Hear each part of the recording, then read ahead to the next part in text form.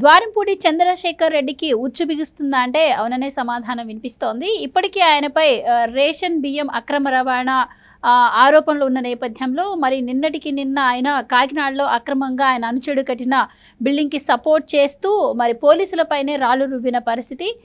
ఈ నేపథ్యంలో ఆయన్ను ఏ క్షణమైనా అరెస్ట్ చేయొచ్చు అనే సంకేతాలు అయితే కనిపిస్తూ ఉన్నాయి. ఇక మరోపక్క చూసుకున్నట్టయితే మరి జగన్మోహన్ రెడ్డి హయాంలో అవినీతి పరులైనటువంటి అందరి మీద కూడా మరి అన్ని విషయాలు బయటకు వస్తున్న పరిస్థితి. అలాగే పిన్నెల్లిని అరెస్ట్ చేయడం కూడా చూసాం. మరి అలానే ద్వారంపూడి కూడా అరెస్ట్ అయ్యే అవకాశం ఉందా? మరి అసలు ద్వారంపూడి చేసిన అక్రమాలు ఏంటి?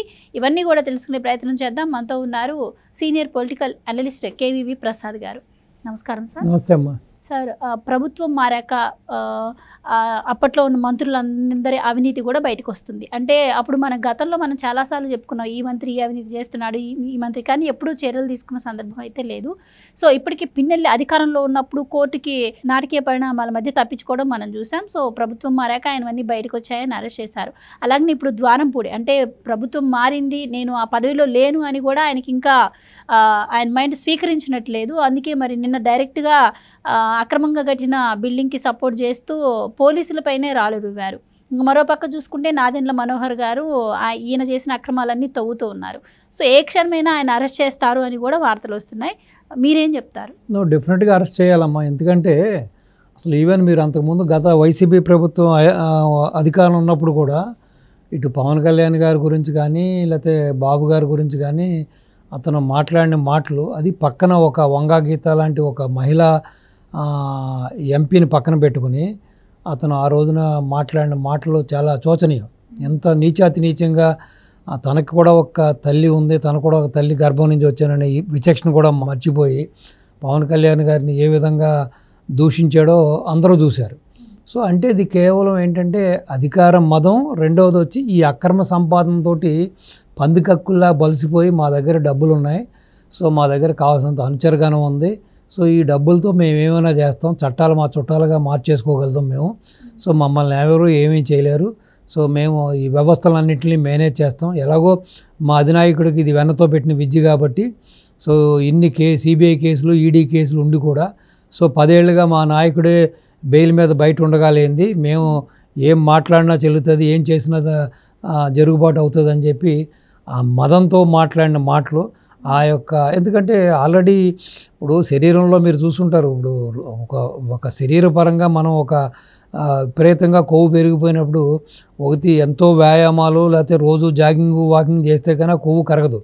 అలాగే కొంతసార్లు డాక్టర్లు ఏం చెప్తారంటే ఇది నీ యొక్క హార్ట్ కూడా ముప్పు ఉంది కాబట్టి ఈ మెడిసిన్ వాడు అని చెబుతారు. ఆ విధంగా కొంతకాలం మనం శారీరక శ్రమ చేసి ఆ విధంగా మనం ఆ యొక్క ఔషధాలు సేవిస్తే కానీ మన ఒంట్లో ఉన్న కొవ్వు కరగదు. సో వీళ్ళ కొవ్వు అంత ఈజీగా కరగదు కదా, ఎందుకంటే అధికారం పోయినా సరే ఇంకా మదం పోలేదు.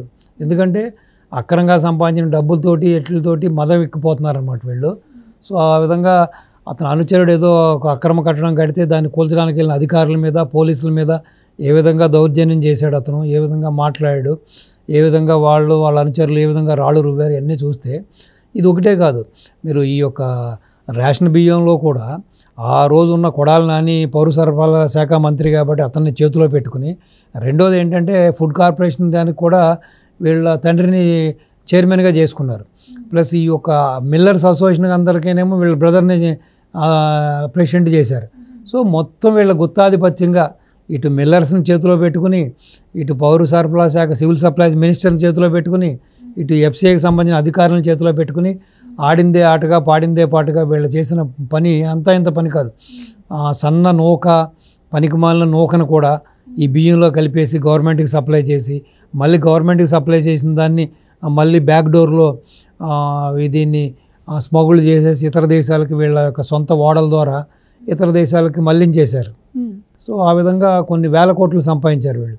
సో ఇప్పుడు ఈ యొక్క చంద్రశేఖర్ రెడ్డిని మాత్రమే శిక్షించకూడదు, ఎవరైతే దీనికి సంబంధించిన ఆ సివిల్ సప్లైకి సంబంధించిన ఎంప్లాయీస్ కానీ, ఆ సివిల్ సప్లైస్కి ఆనాడు ఉన్న మంత్రి కొడాలి నాని కానీ, అలాగే ఎఫ్సీఐ అధికారులు ఫుడ్ కార్పొరేషన్ సంబంధించిన అధికారులు కానీ, సో ఎవరెవరైతే సహకరించారో ఇతని అక్రమాలకు ఎవరైతే తోడ్పాటు అందించారో వాళ్ళందరినీ కూడా శిక్షించాలమ్మా.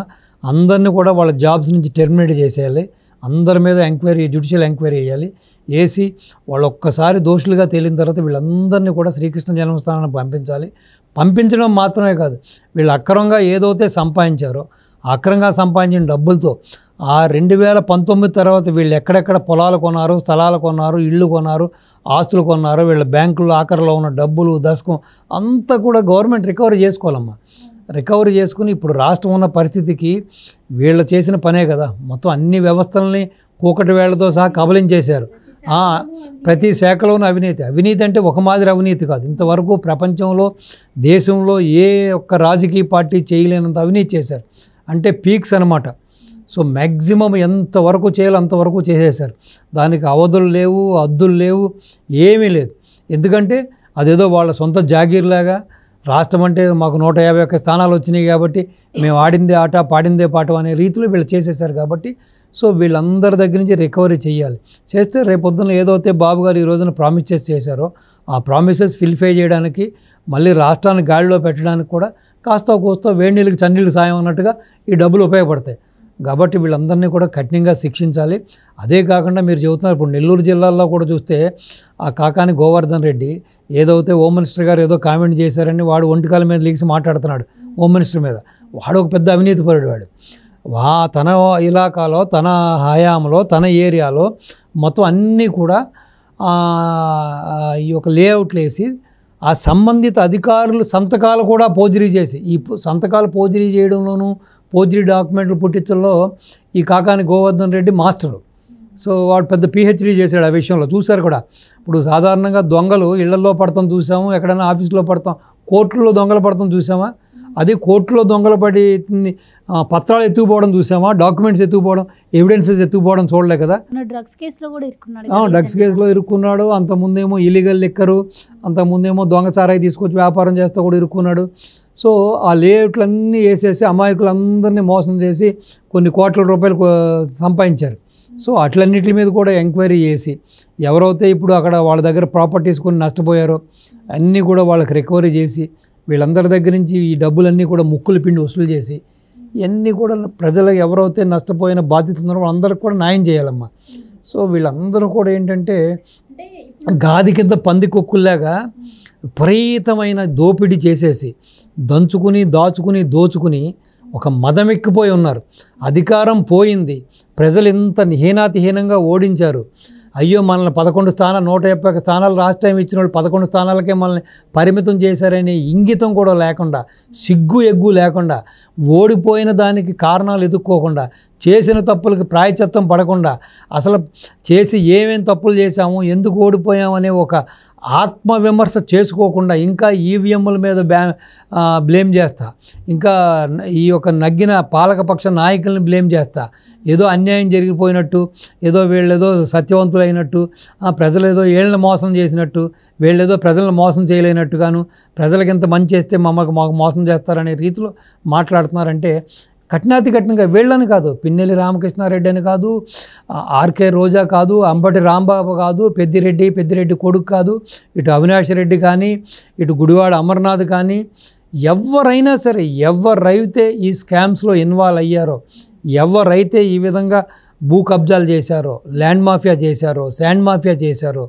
లిక్కర్ మాఫియా చేశారో అందరినీ కూడా శిక్షించాలి. అలాగే అన్ని శాఖల్లో ఎక్కడెక్కడ అవినీతి జరిగిందో ఇంక్లూడింగ్ అధికారులు. సో అధికారి వంట పాడబట్టే కదా వీడు ఈ విధంగా చేయగలిగాడు. అంటే అధికారి కూడా వీళ్ళతో చేతులు కట్టబట్టే కదా వీళ్ళతో చేయగలిగారు. సో కాబట్టి మొత్తం ప్రక్షాళన చేయవలసిన టైం ఉందమ్మా. ప్రజలు కూడా ఈ ప్రభుత్వం, ఈ కూటమి ప్రభుత్వం నుంచి కూడా చాలా ఎక్కువ ఎక్స్పెక్టేషన్ చేస్తున్నారు, చాలా ఎక్కువ ఆశిస్తున్నారు. ఏదైతే రాష్ట్రం కోల్పోయిందో, ఏదైతే ప్రజలు కోల్పోయారో వాళ్ళకి న్యాయం జరగాలని, వాళ్ళకి తిరిగి వాళ్ళ ఆస్తులు వాళ్ళకి రావాలని, అలాగే వీళ్ళు కొట్టేసిన డబ్బులను కూడా ప్రభుత్వం రికవరీ చేసుకోవాలని కూడా ప్రజల ఆకాంక్ష చాలా బలంగా ఉంది. ఆ దిశగా బాబు గారు ప్లస్ ఈ కూటమి నాయకులందరూ కూడా వెళ్తారని, చేస్తారని, చెయ్యాలి. చేయకపోతే ఇప్పుడున్న రాష్ట్రం ఉన్న పరిస్థితుల్లో ఈ విధంగా చేయకపోతే ఈ దుర్మార్గులు ఈ డబ్బుతోటి, అక్రమ సంపాదనతోటి రేపొద్దున ఇంకా ఏదో విధంగా ఇటు బాబు గారి యొక్క మంత్రివర్గాన్ని, లేకపోతే కూటమికి సంబంధించిన ఈ మంత్రివర్గాన్ని ఏదో విధంగా వీళ్ళు ఇరకాటంలో పెడతానే ఉంటారు. ఎందుకంటే చేతి నిండా కావాల్సినంత డబ్బు ఉంది. వాళ్ళకున్న ధైర్యం ఏంటంటే వ్యవస్థలు మేనేజ్ చేయడం బాగా తెలుసు.